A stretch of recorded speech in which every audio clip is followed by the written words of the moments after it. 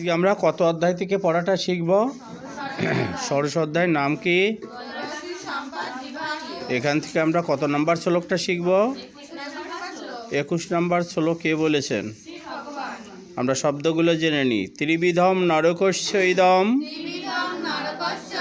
দারম নাশনম আত্মন কাম ক্রোধ তথা লোভ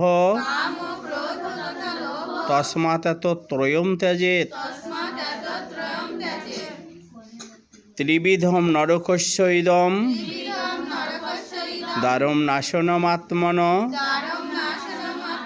কাম ক্রোধ তথা লোভ তস্মাৎ ত্রয়ম ত্যজেৎ। এখন আমরা অনুষ্ঠব সন্ধি পাঠটা শিখব। ত্রিবিধম নরকস্য ইদম দারম নাশনমাত্মন কাম ক্রোধ তথা লোভ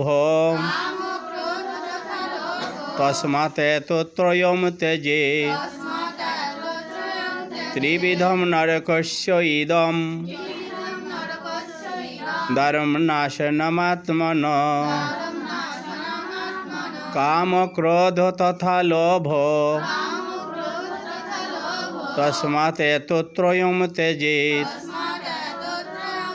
শ্রী ভগবান বললেন, কাম ক্রোধ এবং লোভ এই তিনটি নরকের দ্বারস্বরূপ।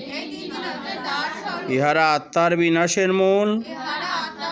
অতএব ওই তিনটি দোষ পরিত্যাগ করা একান্ত কর্তব্য।